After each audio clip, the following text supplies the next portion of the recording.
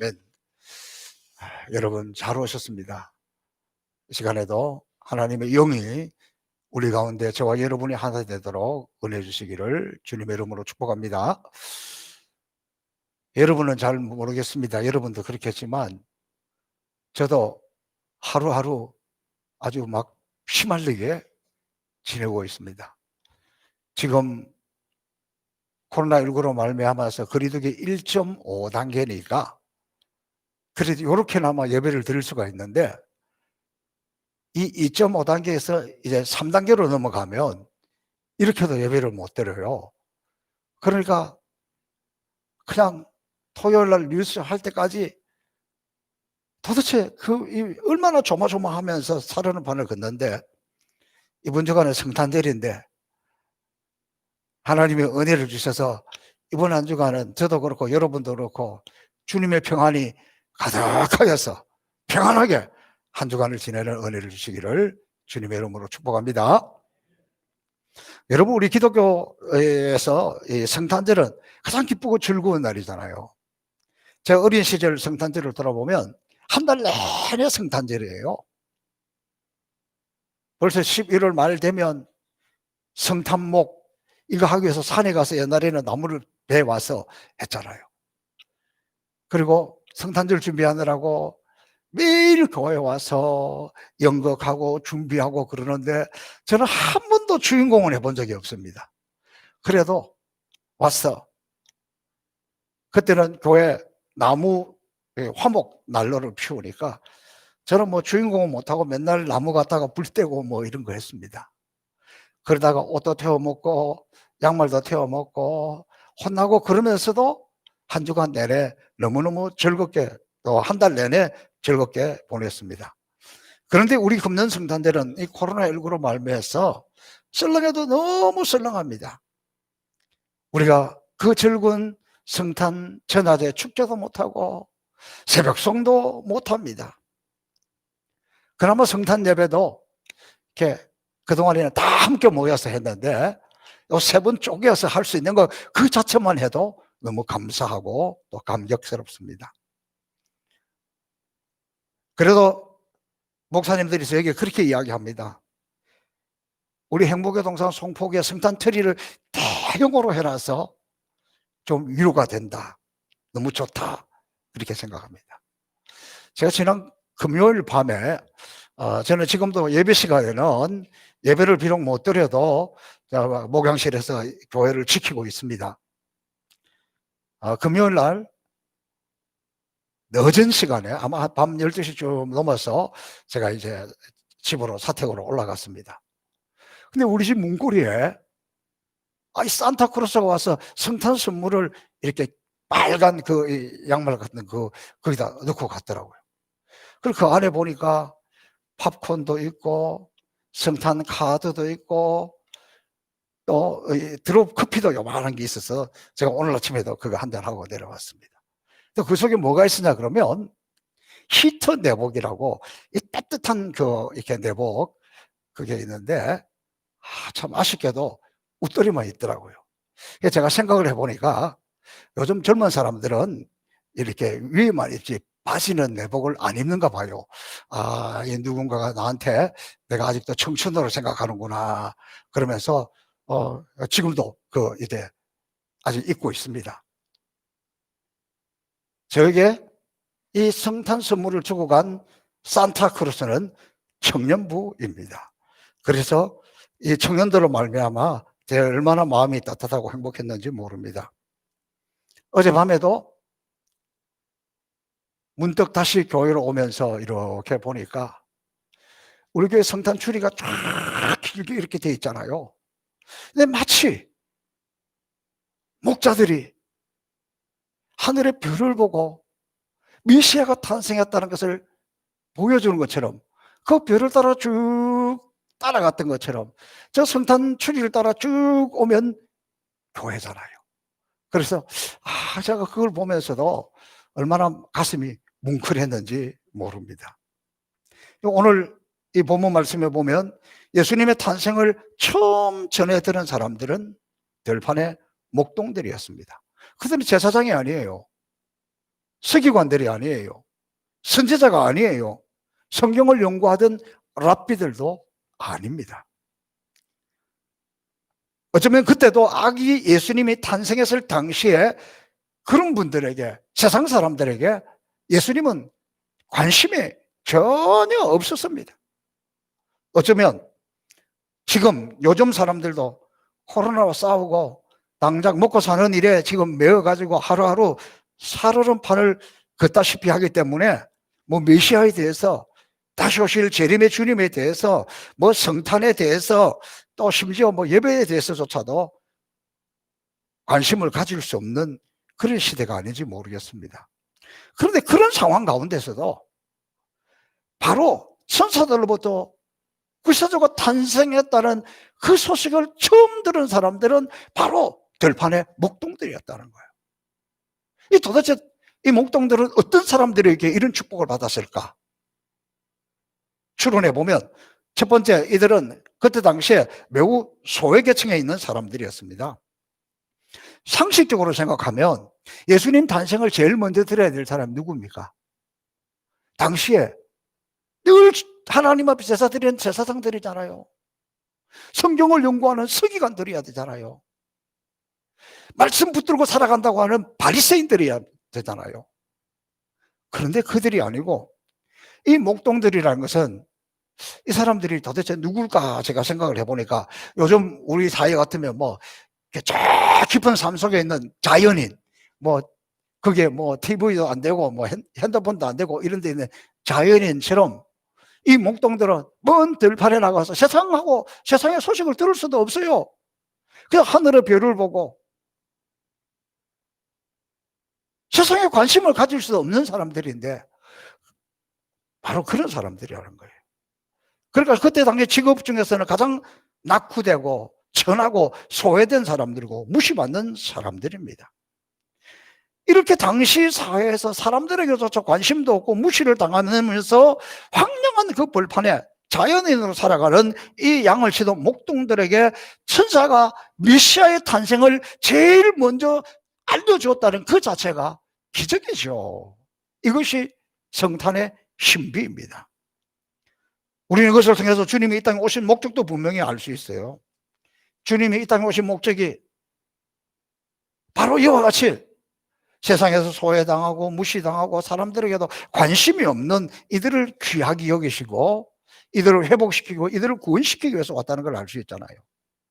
그리고 이것은 우리가 예수님이 탄생했던 장소가 좋은 호텔이나 여관이 아니라 말구유에서 태어났다는 것을 통해서도 알 수 있습니다. 그렇다면 오늘 이 성탄이 이 땅에 소외된 사람들, 연약한 이웃들에 관해서 무엇보다도 깊은 관심을 가지고 그들을 향해서 우리가 손을 펼 때에 성탄의 참된 기쁨을 누릴 수 있으리라 저는 믿습니다. 그래서 우리 행복의상 성포교회는 해마다 각 가정에서 예수님 생일을 축하하는 성탄 케이크를 가져와서 마을회관, 요양원, 독거노인들, 군인, 경찰 이렇게 나누어 주면서 그분들은 아무 생각 없이 지내지만 오늘 예수님 생일이야, 예수님 탄생했어? 그러면서 그거를 전해주고 있습니다. 아마도 많은 분들이 그렇게 생각할 거예요. 세상에 성포교회가 효자다. 해마다 이렇게 우리에게 이렇게 하다니 아마 저는 그렇게 생각하리라 여겨집니다. 또 성탄절이다가 오면 우리 교회는 해마다 선교지 그리고 또 우리 노회 또 시차례 안에 어려운 목회자 교회들을 돕기 위해서 격려하는 일에 함께합니다. 성탄을 맞이하면서 주님의 관심은 지금도 여전히 이렇게 목동처럼 소외된 사람들에게 있다는 것을 우리가 좀 알아차리면 좋겠습니다. 우리 주님이 탄생하신 소식이 이런 연약한 자들에게 제일 먼저 전해졌고 어려울수록 어려운 사람들이 더 어렵습니다. 내가 지금 밥은 먹고 살만하다면 밥 먹는 것 때문에 더 힘들어하는 사람들, 이런 연약한 자들에게 저와 여러분이 성탄의 기쁜 소식을 전해주는 천사가 되기를 주님의 이름으로 축복합니다. 그 다음에 또 하나 이 본문에서 우리가 느낄 수 있는 것은 이 목동들은 매우 성실한 사람들이라는 거예요. 당시의 목동은 요즘 말로 하면 3D 직업, 누구도 하기 싫은 거예요. 아무도 하고 싶지 않은 일입니다. 그리고 저 들판에서 사람들과 관계할 수 없고 그 양들하고 또 짐승들하고 싸워야 되고 도둑대들하고 지키기 위해서 싸워야 되고 그냥 하늘의 별을 보면서 살아가는 사람들입니다. 이 팔레스타인 지역은 낮에는 덥지만 밤에는 또 엄청 춥습니다. 그 추운 가운데 아무도 그들을 보지 않는데 그럼에도 불구하고 졸지 않고 주무시지도 않고 성실하게 그에게 주어진 사명을 맡겨진 일을 감당하고 있었기 때문에 바로 천사가 전해주는 이 소식을 처음으로 들을 수 있다는 거예요. 저는 오늘 우리 그리스도인들이 이 땅에 살아가는 동안에 세상 사람들보다도 더 성실하게, 더 부지런하게, 더 열심히 살아갈 때 하나님은 축복해 주십니다. 우리가 예수 믿는다는 것, 우리가 믿음의 길을 걸어간다는 것, 이럴수록 더 성실한 것을 주님은 보고 계신다는 것을 기억하면 좋겠습니다. 여러분, 세계에서 최고 부자였던 록펠러가 젊은 시절에 처음에는 장래성이 없다고 여자친구가 발을 뻥 차고 가버렸어요. 저 인간하고 같이 있다가 밥도 못 먹고 살겠다.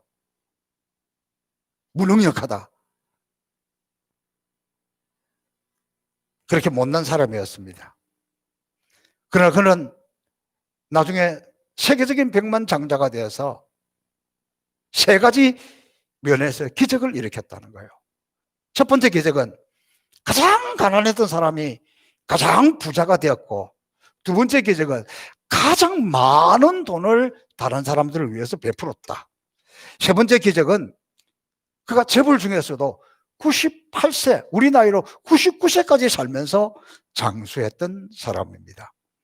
록펠러는 그의 자서전에서 자기가 이런 기적을 일으켰던 가장 큰 원인이라 그럴까, 동기는 나는 매일같이 성경을 읽으며 바르게 살며 부지런하여 내게 주어진 일을 하나님이 특별히 주신 일로 알고 미친 듯이 성실하게 열심히 살았다.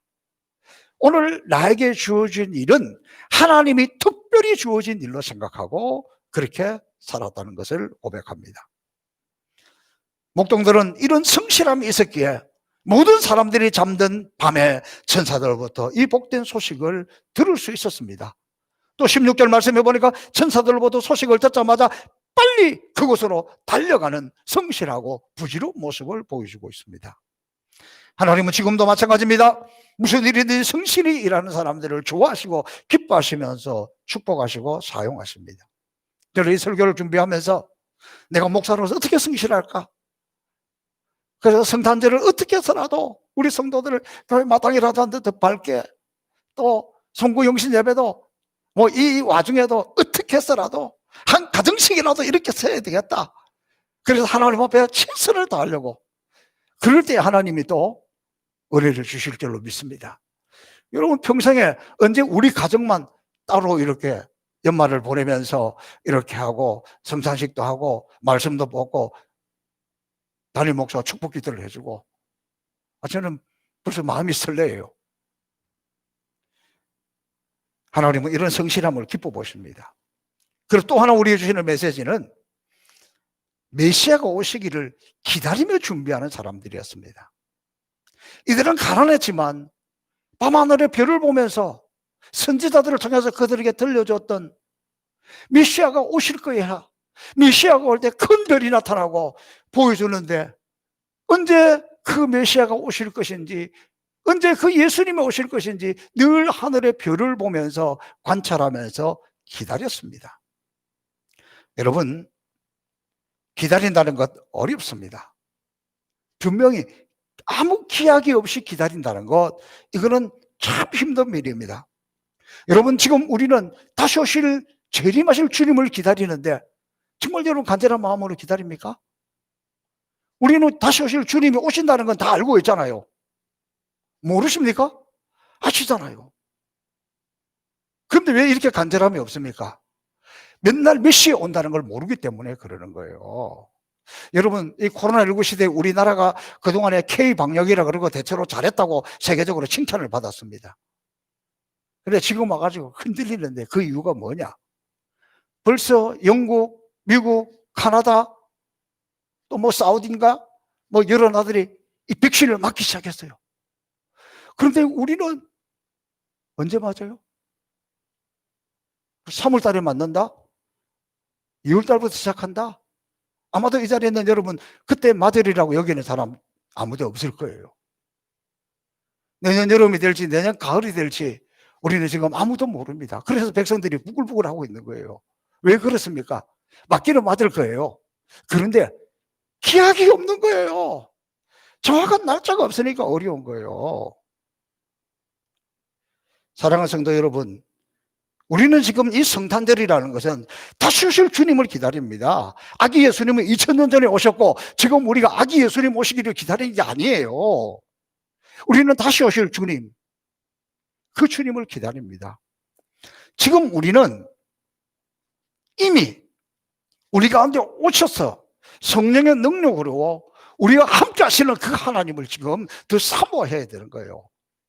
다시 오실 주님을 기다린다는 것은 영광스러운 주님이 재림하실 때 그때만을 기다리는 것이 아니라 지금 이 땅에 살아가면서도 이미 우리 가운데 오신 하나님, 성령으로 오신 하나님, 그분의 임재를 기다리고 있는 거예요. 그래서 특별히 성탄절에는 어떤 일이 일어나야 되느냐 그러면 이 성탄에는 정말 이 성령님이 우리 가운데 오셔서 우리의 상한 마음을 만지시고 어루만지시고 치유해 주시는 것, 우리 병든 몸을 하나님의 권능과 성령의 권능이 우리 가운데 임하여서 이미 우리 가운데 오신 이 성령의 권능으로 말미암아 치유받는 것, 그걸 사모함이 있어야 돼요. 또 우리 인생에 얽히고 설키고 실타래처럼 얽혀 있는 것들이 하나님이 우리 가운데 오시면, 성령이 우리 가운데 오시면, 주님의 이름이 우리 가운데 넘치게 되면 그것이 풀어지는 것, 그 능력을 체험하는 것, 이게 어느 때보다도 이 성탄의 계절에 많이 일어나야 되는 거예요.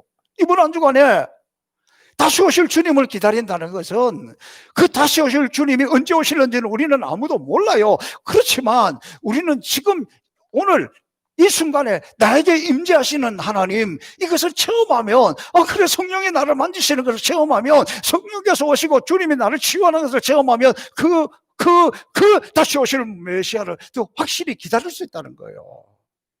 저는 오늘 우리 성도들에게 이 기다림이라는 것에 대해서 좀 이런 간절한 마음이 있으면 좋겠어요. 제가 이 설교를 준비하면서 일부 시간에는 군대에 있었던 이야기를 두 가지 했는데 하나는 뺐어요. 군대 이야기 자꾸 하면 싫어하니까. 그런데 제가 이 시간에 하지 않을 수가 없는 것은 다시 오실 주님을 기다리는 심정, 예배를 기다리는 심정, 주일을 기다리는 심정. 제가 강원도 철원에서 철책을 지켰습니다. 그런데 그곳에서는 이동하고 움직일 때 혼자서 움직일 수가 없어요. 세 사람 3인조가 수류탄을 메고 완전 군장을 하고 이렇게 움직일 수 있어요. 주일날 밤새도록 근무하고 와서 잠자야 되는 시간에 예배 드리러 가자 그러면 누가 갑니까? 아무도 안 가요. 그러니까 어떻게 해요? 제가 혼자서 완전 군장을 하고 교회를 갑니다. 걸어가는데 한참을 가야 되는 거예요. 그러면 가다가 보면 집차가 지나가든지 그러면 어떻게 하느냐? 옆에서 지뢰밭이에요. 지뢰밭이거나 말거나 그쪽으로 몸을 날려서 숨겨야 해요. 그렇지 않으면 붙들려서 영창 가니까. 그래서 어떤 날 교회 가면 몇 번을 굴러서 먼지 투성이가 되고 예배가 다 끝날 때쯤 되었고, 그래도 교회 갔다는 것 그 자체만 해도, 하나님 앞에 나왔다는 그 자체만 해도 그렇게 눈물이 나고 감격스러웠습니다.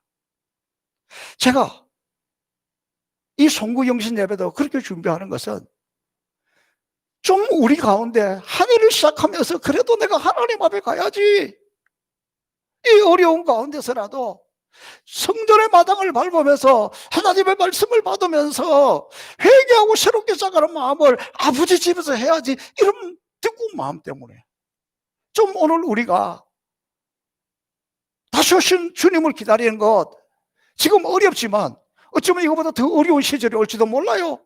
지금은 마스크를 썼지만 어쩌면 방독면을 써야 될 시기가 올지도 몰라요.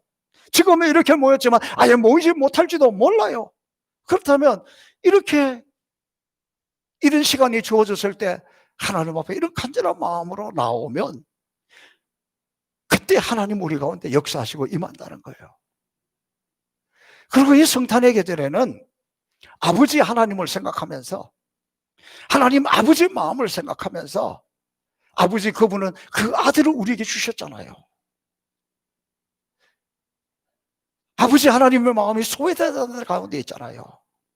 우리도 이런 마음을 실천하면서 살기를 바랍니다. 우리 이천덕 장로님께서 올해 우간다 선교제를 함께 다녀왔습니다. 근데 이번에 우리가 우간다에 갔을 때 저 국경 끝에 그야말로 아주 깡시골에 우리가 그곳에 갔습니다. 그곳에 우리가 우물을 파주었습니다. 그랬더니 그 지역의 그 마을에 이제 식수 문제가 해결됐잖아요. 저는 우물이 동네 가운데 있을 줄 알았더니 그게 아니라 벌판 가운데 있더라고요. 그런데 차가 가는 그 신장로 큰 길가에까지 그 지역 사람들이 다 나와 있어요. 그리고 그 좁은 길 들어가는데 우리는 차 안에 가는데 이 사람들이 다 앞에 뒤에 나와서 소리 너들고 환영하고 노래를 하면서 따라옵니다. 그래서 그 우물에서 우리가 펌프를 해서 물을 받고 그 의식을 하고 그 사람들을 그 모아놓고 축제와 같은 예배를 드렸는데, 그 사람들이 한 400~500명 정도 되는 사람들이 그렇게 기뻐하고 즐거워하면서 우리에게 닭도 한 마리 주고 콩도 주고 또 뭐도 주고 선물도 이렇게 준비해 주고, 그 마당에 하여튼 이게 수풀로 이렇게 되어 있는 그 지역에 나무를 몇 개 꽂아놓고 그 위에 이렇게 천막을 이렇게 그 위에 벌러기고 있는 그곳에서 그런 예배를 드렸습니다. 그런데 그때 그곳에 갔던 분들 모두가 여기다가 예배당 지으면 좋겠다, 그런 마음이 다 들었던가 봐요. 우리 한상동 집사님도 사실은 그곳에 그 성전을 세우고 싶은 마음이 있었는데 김무열 선교사님 헐몬 선교센터가 먼저 급해서 그쪽 일로 돌렸습니다만은 우리 이천덕 장로님이 갔다 와서 그 마음을 여러 사람들에게 이야기를 했는가 봐요. 그랬더니 집안에 족한지 하여튼 이렇게 집안 그 친척 중에 그 이야기를 듣고 감동을 받아가지고 100몇만 원을 줬고 또 올해도 또 주려고 하고 있고, 그래서 그곳이 언제 교회 건축을 합니까? 이렇게 물어봤다는 거예요. 그러면 그것을 좀 보태서 한다는 것.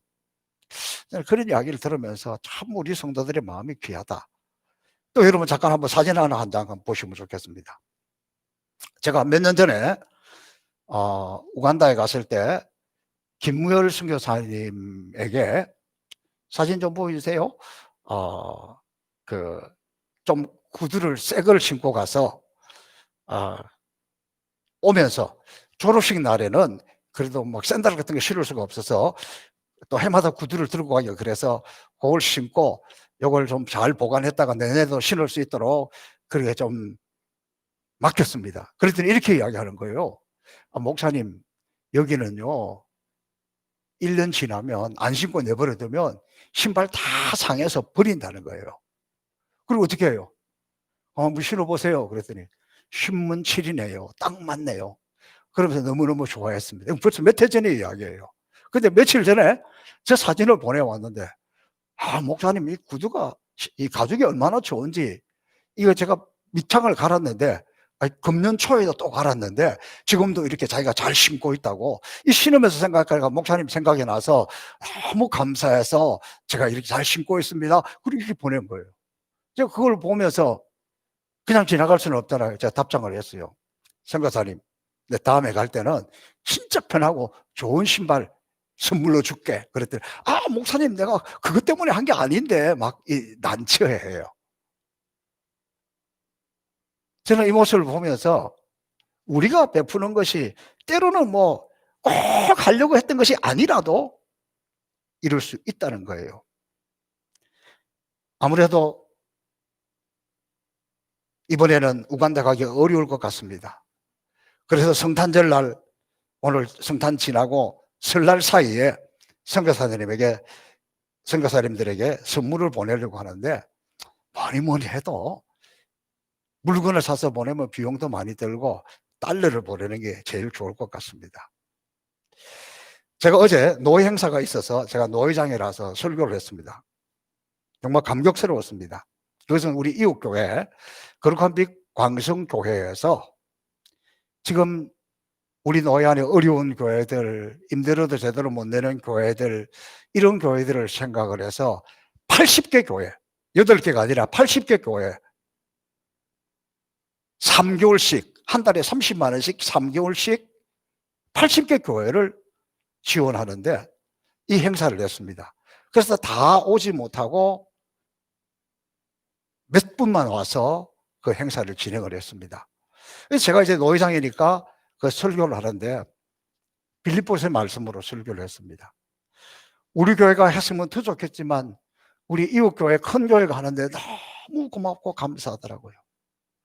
그래서 제가 그걸 받는 사람보다도 그거를 행하는 광성교회 그 담임 목사와 그 장로님들을 향해서 사실은 설교를 했어요. 여러분이 이렇게 드리는 것, 또 우리가 저 아프리카에 구두 하나를 주는 것, 이 모든 것들은 사도 바울이 이것이야말로 향기로운 제물이다. 하나님께 드리는 제물이다. 이것을 하나님이 기뻐하신다. 사도 바울이 빌립보 교회를 향해서 내가 소원하는 것은 여러분들이 풍성한 열매를 맺기를 바랐는데, 여러분들은 그 어려운 중에서도 이 선교하는 일에, 어려운 이 복음 전하는 일에 쓰라고 이렇게 보내준 것, 그것 때문에 내가 풍족하다.